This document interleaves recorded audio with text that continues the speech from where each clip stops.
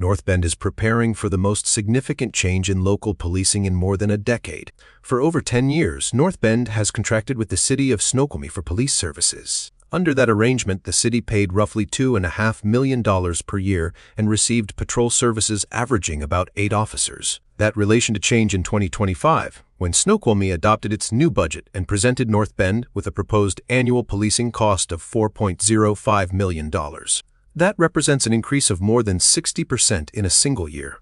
Faced with that jump, NorhtBend officials concluded they could no longer rely on the existing contract as financially sustainable. After a feasibility study that included building a new police station, the city issued a formal request for proposals in March of 2025. That process led the NorhtBend City Council to unanimously authorize negotiations with the King County Sheriff's Office. Snoqualmie City protested NorhtBend's contract termination. The City Council prepared for all legal options, including litigation. NorhtBend and Snoqualmie negotiated an interim extension to avoid any service disruption. Beginning in 2026, NorhtBend will officially shift to a contract policing model with King County. During the first year, the Sheriff's Office will operate under a flex services model, using overtime staffing to cover patrol needs while permanent positions are filled. Starting January 1st of 2027, NorhtBend is scheduled to receive 12 dedicated King County deputies, an increase from the prior 8 officer staffing model. NorhtBend's projected payment to King County is estimated at just over $6 million for the 2026 to 2027 biennium, rising to nearly $6.7 million in 2028 and just over $7.1 million by 2031 due to inflation adjustments. Most of that funding, nearly 90%,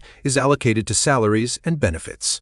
The first contract period also includes approximately $660,000 in capital costs, largely for vehicles and equipment needed to establish the new unit. In the first biennium, King County's projected costs exceed what NorhtBend will pay by over $1.3 million. That shortfall is expected to be absorbed by the county as part of the startup transition phase, with later years balancing out. Under the King County model, NorhtBend gains full access to specialized county-wide units, including major crimes detectives, K-9 teams, forensic services, SWAT and tactical response, Marine Patrol, search and rescue, and centralized dispatch. Operational leadership also shifts.